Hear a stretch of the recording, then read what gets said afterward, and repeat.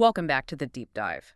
Today we're looking at something, well, frankly pretty technical on the surface, but it has huge implications for training people, especially for high-tech jobs. We're talking about something Eon and Reality announced back on October 6th, 2025. It's called the SkillBuild SPV. Right, SPV, special purpose vehicle. And that sounds corporate. It is, but stick with us. An SPV, it's basically a separate company set up for a specific project. Yeah. And the big idea here is, well, pretty revolutionary. It treats the ability to train workers using fancy tech like XR, virtual reality, as seriously as, say, building a road or a power plant. Okay, like physical infrastructure, got it. So our mission today, figure out how this SkillBuild SPV thing actually works. Why are banks or investors suddenly treating job training like a bridge? And why should you care? Because how you might get trained for a top job could soon be funded very, very differently. It unlocks cash up front, right? For all the expensive gear, XR labs, software, training the trainers. Exactly. And crucially, it does this without loading up colleges with tons of debt on their normal books. That's a game changer for getting these programs running fast. Okay, let's dig in. Section 1. What's the core idea? Treating people, or training capacity, as infrastructure. So what's the money actually paying for? It's not just chalkboards, I guess. No, definitely not. The sources talk about a whole package. You've got the XR headsets, maybe mobile training labs that can go places, software licenses for things like Eon's virtual campus platform, Right. specialized VR content for specific jobs, and really importantly, training the instructors too. That's the whole setup funded from the get-go. So how is that different? Why is that infrastructure? Okay, this is the shift in thinking, what they call the underwriting thesis, or, the logic behind the loan. Right. Traditionally, a community college wants, say, $20 million for a new welding program with simulators. They borrow it. It goes on their main budget. Repayment depends on future tuition, overall enrollment. It's tied to the college's general financial health. So if enrollment dips across the whole college, that loan could be in trouble. Exactly. Big risk for the lender. With SkillBuild, the SPV is created. It's this separate, ring-fenced entity. It owns the equipment, the software licenses, the contracts that guarantee repayment. Wait, the SPV owns the gear, not the college. Correct. The asset isn't the college's promise to repay. It's defined much more tightly. It's the regional training capacity itself, the actual ability to train X number of people verified by performance data. So if the SPV is the borrower and the college isn't on the hook financially, what's their incentive? Why would they give up ownership and some control? Good question. Two big things for the college. One, zero debt added to their main balance sheet. Their finance folks love that. Two, they get access to cutting-edge, really expensive training tech they probably couldn't afford otherwise, like immediately. So they become the operator, not the owner of the financial risk. Precisely. They run the training, but the loan repayment is tied directly to guaranteed cash flows like contracts with companies or specific government funding, not general tuition. Okay, so the risk is walled off, isolated, which makes lenders feel safer. Much safer. Especially lenders who focus on projects with predictable income streams tied to specific assets. Right, which brings us to the security. You hear this phrase, essential service project finance. That sounds super secure, like funding a utility company. How do they make job training seem that safe to investors? It comes down to what's called the security package. It's not just one thing. It's layers of protection for the lenders. Think of it like multiple safety nets. Okay, layer 1. Layer 1, contracted revenues. This is the primary way the loan gets repaid. And these aren't just hopeful projections. They have to be legally assignable contracts, money the lender can basically grab if needed. Assignable, meaning the payment goes straight to the SPV's account, bypassing the college. Exactly. And we're talking about things like take-or-pay deals. Take-or? Yeah, where a big local employer, maybe a construction giant or a data center operator like AWS, signs a contract promising to pay for, say, 50 training seats a year. Whether they actually fill them all or not, it's guaranteed income for the SPV. Wow, okay, that's solid. What else? The other big one is government workforce funding, specifically WIOA ITAs. Okay, acronym alert. WIOA. Right. Workforce Innovation and Opportunity Act. It provides funds for job training through individual training accounts, or ITAs. Think of them as like government-funded vouchers for eligible workers. Hi. If the training program gets approved, put on the state's eligible training provider list, the ETPL, those voucher payments are really reliable. And crucially, that stream of government cash can also be assigned directly to the SPV to pay back the loan. So guaranteed payments from big companies and the government, not just hoping students sign up. But what if, I don't know, the college running the program messes up? That's where layer 2 comes in, hard assets. If the whole thing went belly up, the lender has first dibs on the actual physical stuff. You mean they can seize the VR headsets and sell them? Basically, yes. They file something called a UCC financing statement. It's a legal claim that puts them first in line. So the XR gear, the mobile labs, even the software licenses held in escrow. It's real collateral they can recover value from. Okay. Layers 1 and 2 make sense. What else? Layer 3 is credit enhancements. This is like extra financial padding. It could be first loss capital from a foundation money that takes the first hit if things go wrong. Like philanthropic money acting as a cushion. Exactly. Sometimes called a program-related investment, or PRI. That cushion makes the main loan less risky, so the senior lenders charge a lower interest rate. You might also see letters of credit from employers or government grants used here to kind of bulk up the safety. Makes the whole deal look better. And the final layer, you mentioned control earlier. Yeah, layer 4, cash controls and step-in rights. This is critical. All the money coming in, it goes directly into a trustee account controlled by a bank, not the college's main bank account. The trustee manages the payout according to strict rules, the waterfall. Waterfall. We'll get to that. But first, trustee control. And there's a reserve fund. Yes, a big one. The DSRA Debt Service Reserve Account. It's mandatory. Like an emergency fund for the loan payments. Precisely. It's usually funded up front with enough cash to cover 6 to 12 months of loan payments. So if an employer payment is late or there's a hiccup in government funding, the DSRA covers the loan payment.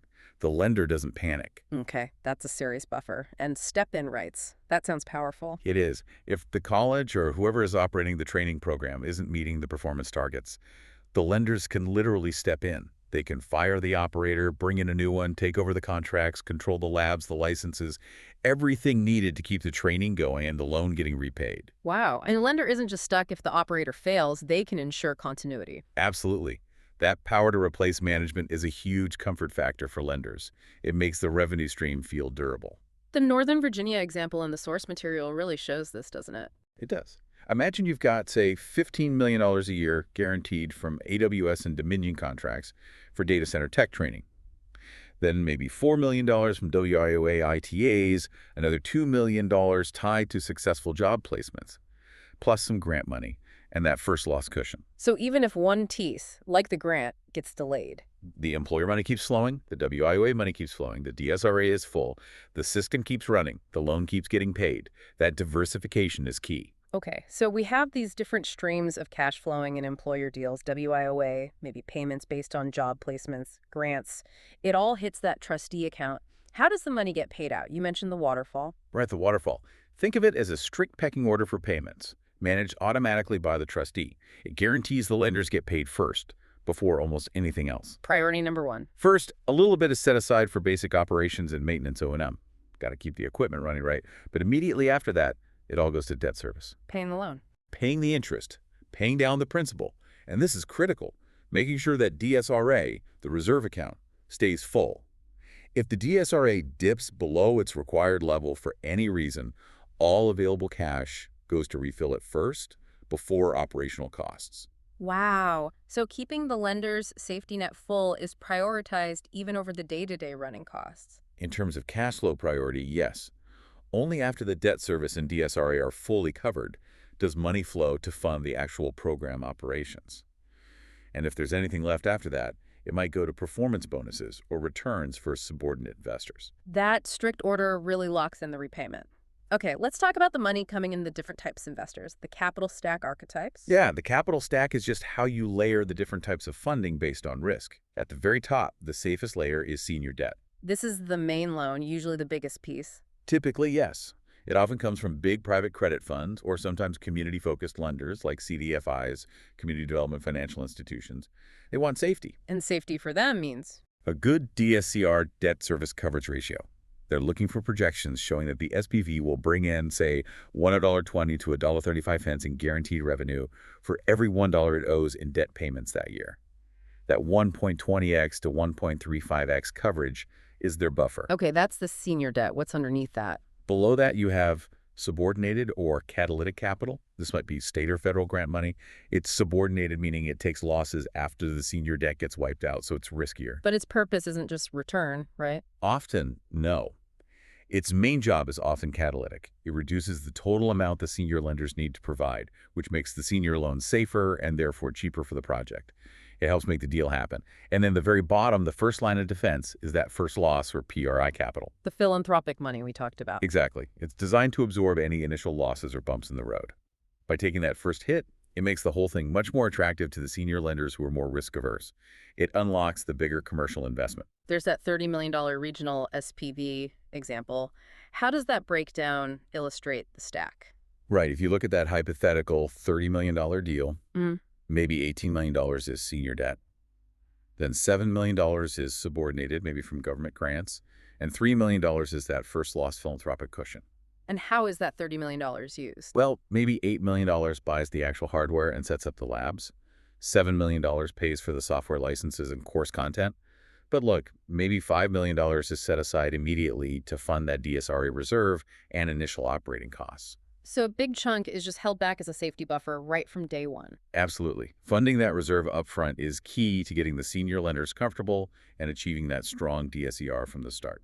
Okay, so if I'm putting in that $18 million in senior debt, I care about getting paid back, obviously. But what else am I looking at? What does success look like on my lender's scorecard? It's definitely more than just did the check clear. Hmm. The scorecard is heavily tied to performance data, real telemetry coming out of the system, way beyond just counting heads enrolled. Like what kind of data? Well, maintaining that DSCR target and keeping the reserve funded, that's baseline. But operationally, they're watching seat utilization. Is the training capacity actually being used, ideally 85% or more? But the real driver, especially if outcomes payments are involved, is tracking the trainee's success after the program. Did they get placed in a relevant job within, say, 90 days? Are they still employed 12 months later? Is there documented proof their wages went up? Wait, the loan repayment itself can be tied to whether graduates get and keep better jobs. Yes, if there are outcomes contracts as part of that revenue mix, it fundamentally shifts the focus from just enrollment numbers to actual economic impact for the trainee. Accountability is baked in. And the proof isn't just a diploma. No, the lenders want verifiable, audit-grade data. This often comes directly from the learning platform, things like assessment scores, records of simulated tests performed, maybe even recorded oral defenses of skills. It's evidence of competence, not just completion. That connection between learning data, job outcomes, and financial return is pretty intense. It forces alignment, and alignment needs speed. How fast can this actually get going compared to, the usual pace of setting up a new college program? Yeah, that can take forever, right? Budgets, approvals, procurement. Exactly. 18 months, 2 years isn't uncommon just to get equipment ordered in traditional academia. The SkillBuild model flips that. It's finance first. The money is secured, the SPV is formed, then implementation starts. And the timeline goal. The goal is incredibly fast. First students starting training in under 90 days from the financial commitment. 90 days from funding commitment to first class. That's wild. It is. The sources talk about a close and launch phase, maybe days 46 through 90, where the financing closes, the equipment gets delivered and set up, instructors get certified, and boom, the first cohort launches. That kind of speed must be music to the ears of employers desperate for skilled workers.